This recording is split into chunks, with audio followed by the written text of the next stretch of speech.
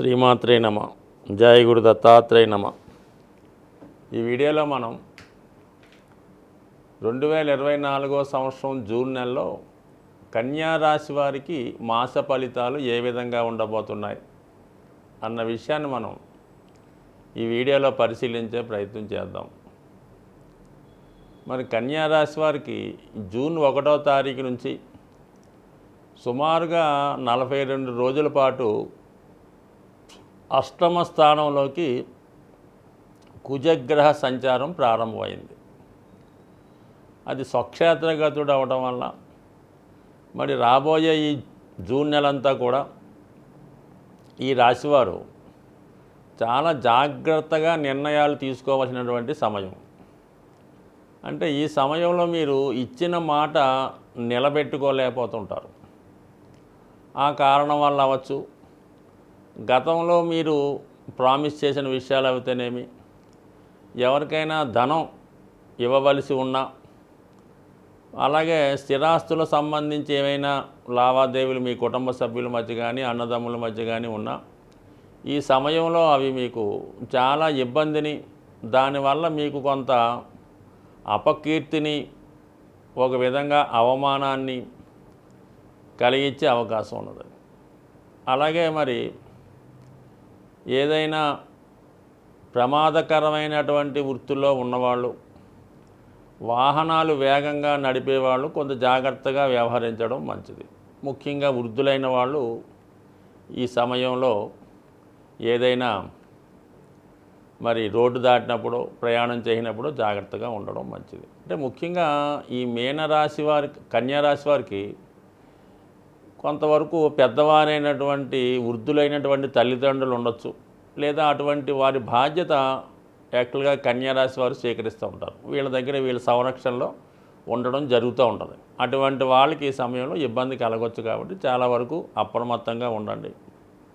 So అలాగే మీకు రాశి యందు కేతు ఉండడం వల్ల చాలా సందర్భాల్లో చాలా జాగ్రత్తగా వెళ్ళినప్పుడు కూడా కొంతవరకు, అంటే కేతువు కుజుడు కూడా మీ రాశి అయినటువంటి కన్యారాశి వారికి శత్రుగ్రహాలు.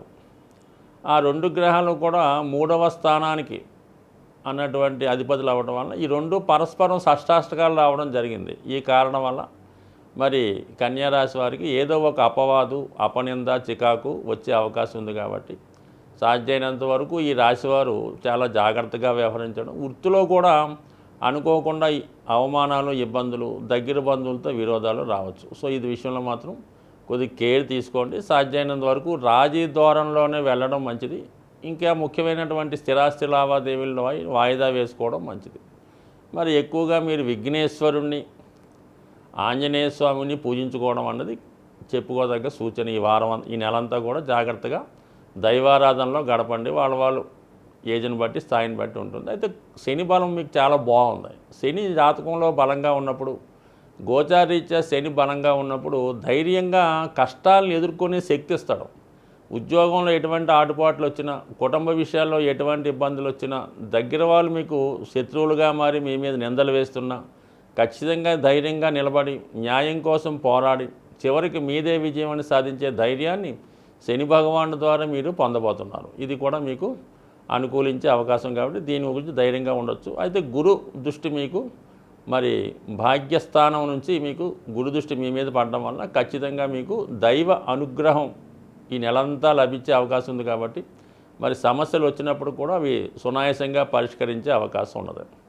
ఇక ధన సంబంధించిన విషయాలు పరిశీలిస్తే ధనాధిపతి శుక్రుడు భాగ్యస్థానంలో ఉండి వ్యయాధిపతి రవితో కలిసి ఉండడం వలన దూర ప్రాంత ప్రయాణాల కొరకు, దూరంలో ఉన్నటువంటి బంధువుల కొరకు, అలాగే ఉన్నత విద్య ప్రవేశం కొరకు కానీ, ఉన్నత విద్య కొరకు విదేశ ప్రయత్నాలు కానీ, అంటే ఏదైనా ఉన్నత విద్య కొరకు ఎక్కువ ధనం వెచ్చించే అవకాశం ఉంది. అలాగే పుణ్యక్షేత్రాల కొరకు కానీ, విహారయాత్రలు వెళ్ళే ప్రయత్నంలో కూడా కొంత ధనాన్ని ఎక్కువగా ఖర్చు అయ్యే అవకాశం ఉంది. ముఖ్యంగా ఈ ఒక ఉన్నత విద్యా యోగం అన్నది బుధ శుక్ర రవిల కలయిక భాగ్యస్థానంలో ఏర్పడడం వల్ల ఈ రాశిలో ఎవరైతే మరి విదేశ విద్య కొరకు అక్కడికి ప్రయత్నం చేసినా, లేదంటే ఏదైనా ఒక మంచి కళాశాలలో ఏదైనా మెడికల్ లాంటిది కానీ, ఐఐటి లాంటి కోర్సుల్లో ప్రవేశాన్ని కోరుకుంటే వాళ్ళు ఖచ్చితంగా ఈ సమయంలో సక్సెస్ఫుల్గా ముందుకు వెళ్ళి మీరు అనుకున్న లక్ష్యాన్ని విద్యా సంబంధించిన విషయాల్లో అనుకూలించే అవకాశం ఉండదు. అయితే వృత్తిపరమైన విషయాల్లో మీకు ఈ జూన్ 15వ తారీఖు నుంచి అన్ని గ్రహాలు కూడా ఇంచుమించుగా రవి, బుధ, శుక్రగ్రహాలు దశమ స్థానంలోకి రావడం జరుగుతుంది. అలాగే రాష్ట్రాధిపతి, వ్యయాధిపతి కలిసి దశమ స్థానంలోకి రావడం వల్ల వృత్తిపరమైనటువంటి మార్పులు కొన్ని రావచ్చు, వృత్తిలో అదనపు బాధ్యతలు రావచ్చు. అంటే రవి దిగ్బలుడై మీకు ఈ జూన్ 14 నుంచి బలవంతుడు అవ్వడం వల్ల వృత్తిపరమైన సమస్యలని సాల్వ్ చేసుకుంటారు, నూతన ఉద్యోగ ప్రయత్నాలు ఫలిస్తాయి. అలాగే వృత్తిపరంగా మీకు అధికారుల సహకారం సంపూర్ణంగా లభించే అవకాశం ఉంది. అలాగే మరి ఉన్నత విద్య కొరకు కానీ కుటుంబంలో స్త్రీలకు ముఖ్యంగా ఎవరైతే ఈ కన్యారాశిలో స్త్రీలు అయితే ఉంటారో వాళ్ళకి ఖచ్చితంగా ఉద్యోగ అవకాశాలు ఉన్నాయి, ఉపాధి అవకాశాలతో పాటు ఉన్నత విద్య యోగాలు కూడా ఏర్పడే అవకాశం ఉన్నాయి. వివాహ సంబంధించిన విషయాల్లో మాత్రం కొంత చికాకులు ఉండే అవకాశం ఉంది. వివాహ ప్రయత్నాలు టెంపరీగా వాయిదా వేసుకుంటే మంచిది. ఏదైనా దగ్గరగా సంబంధాలు మిస్ అవ్వడం కానీ వివాహం ఇబ్బందులు అయ్యే అవకాశాలు ఉన్నాయి కాబట్టి వివాహ విషయంలో మాత్రం తొందరపడవద్దు, కొన్నాళ్ళు వెయిట్ చేయండి. మిగతా విషయాలన్నీ అనుకూలంగా ఉన్నాయి. ఏదైనా ఈ నెలలో మీరు దైవ అనుగ్రహం తప్పనిసరిగా పొందవలసి ఉంటుంది. జాతకరీత్యా, గ్రహాల రీత్యా ఏదైనా సమస్యలతో ఇబ్బంది పడుతున్నవారు, అంటే సహజంగా సమస్యలు లేకుండా ఎవడు కూడా జీవితంలో ఉండడం. అయితే కొంతమంది ఆ సమస్యల్ని ముందుగానే గమనించి తగు విధంగా ఆ సమస్యల్ని నుంచి బయటపడే విధంగా విధి విధానంగా ఏదో దానం ద్వారానో, జపం ద్వారానో, పూజ ద్వారానో వాళ్ళ స్థాయిని బట్టి చేసుకుంటూ ఉంటారు. కొంతమంది సమస్య వచ్చిన తర్వాత ఇబ్బంది పడి అప్పుడు ఏదో పూజలో పునస్కారాలు ఏమన్నా పట్టుకుంటూ ఉంటారు. సో ఈ విధంగా చాలామందికి ఏంటంటే ఏ సమస్య వచ్చినప్పుడు ఏ పరిహారం చేసుకోవాలి, లేదంటే ఏ దైవాన్ని పూజించాలి అన్నటువంటి విషయంలో కూడా సరైనటువంటి గైడెన్స్ లేకపోవడం వల్ల కొంతవరకు వృధా అవుతుంటుంది.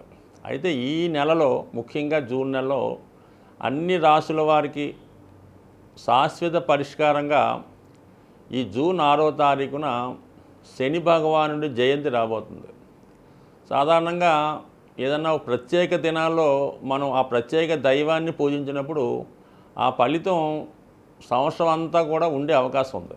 ఎలాగైతే మనం మహాశివరాత్రి రోజు శివుణ్ణి పూజిస్తే సంవత్సరం అంతా మనకు ఆ పుణ్యఫలం దక్కుతుందో, అదేవిధంగా ఈ శని జయంతి రోజు శని భగవాన్ని విధి విధానంగా పూజించడం వల్ల కంపల్సరిగా అతని యొక్క అనుగ్రహం అందరి మీద ఉండి అన్ని సమస్యల నుంచి బయటపడే విధంగా ఉండే అవకాశం ఉంది. అంటే అనుగ్రహం ఇవ్వడంలో కానీ శని ఒక పదవి ఇవ్వాలన్నా, ఒక రాజకీయ హోదా ఇవ్వాలన్నా, ఒక మంచి భార్య ఇవ్వాలన్నా, మంచి ఆరోగ్యం ఇవ్వాలన్నా, మంచి అలవాట్లు ఇవ్వాలన్నా కంపల్సరీగా శని భగవానుడు మాత్రమే ఇవ్వగలడు. సో దానివల్ల మీరు ఆ రోజు విధి విధానంగా ఏదైనా శివాలయంలో శివుడికి అభిషేకం చేసుకోవడం, లేదంటే నవగ్రహాలు ఉన్నటువంటి శివాలయంలో ముందుగా శని భగవానుడికి అభిషేకం చేసి దాని తర్వాత విధి విధానంగా శివుణ్ణి కూడా అభిషేకం చేసి ముఖ్యంగా ఆ రోజంతా కూడా అంటే ఇంచుమించుగా సూర్యోదయం అయిన నుంచి మర్నాడు సూర్యోదయం అయ్యేదాకా కూడా చాలా నియమంగా వీలైతే ఉపవాసం ఉండడం, లేదంటే ముఖ్యంగా ఆయిల్తో నూనెతో చేసే పదార్థాలు ఏమీ తినకుండా ఉండడం, అలాగే నెయ్యితో చేసినవి కూడా తినకూడదు. సాధ్యమైనంత వరకు తాలింపు పెట్టని మన ఆయిల్ వాడిన వస్తువులు తినడం. ఆ రోజు వరకు మీరు కింద భూమి మీద ఏదో ఒక చాపో తలగడ వేసుకు పడుకోవడం. అంటే ఎలాగైతే మనం అయ్యప్ప దీక్ష నియమంగా ఉంటామో ఆ విధంగా ఆ రోజంతా ఉండడం. ఎట్టి పరిస్థితుల్లో కూడా అబద్ధం ఆడడం కానీ, స్త్రీలతో కలుసుకోవడం కానీ, ఏదైనా వ్యసనాల మీద ఆలోచన రావడం కానీ, ఈ విధంగా ఒక్కరోజు మీరు ఉండగలిగితే చాలా మంచి ఫలితాన్ని సంవత్సరం అంతా పొందుతారు. కానీ తెలుసో తెలియకో పొరపాటున ఆ రోజు ఏదైనా తప్పుగా ప్రవర్తించినా, అంటే మామూలుగా ఉన్నటువంటి అలవాట్లు ఉంటాయి కదా, ఈ జూదమని, పేకాటని, వ్యసనమని, మందని, పొరపాటున కనీసం అటువంటి వాటికి ఆ రోజు తెలుసో తెలియకో ఆ తప్పు చేస్తే ఖచ్చితంగా ఆ సంవత్సరం అంతా కూడా ఏదో విధంగా ఇబ్బంది పడే అవకాశం ఉంది. అంటే శని యొక్క ఇబ్బంది ఏ విధంగా ఉంటుందో, లాభం ఇస్తే ఏ విధంగా ఉంటుందో అది అందరికీ కూడా ఈ పాటికి అనుభవంలో వచ్చి ఉంటుంది. కాబట్టి ఆ ఒక్కరోజు మాత్రం విధి విధానంగా జాగ్రత్తగా ఉండండి. ఎందుకంటే 5వ తారీఖు మాస శివరాత్రి, ఆ మన్నాడు ఈ జయంతి వస్తుంది. కాబట్టి మరి ఈ 2 రోజులు మీరు నియమంగా ఉంటే సంవత్సరం అంతా కూడా మీకు దాని ఫలితం ఉండే అవకాశం ఉంది. స్వస్తి.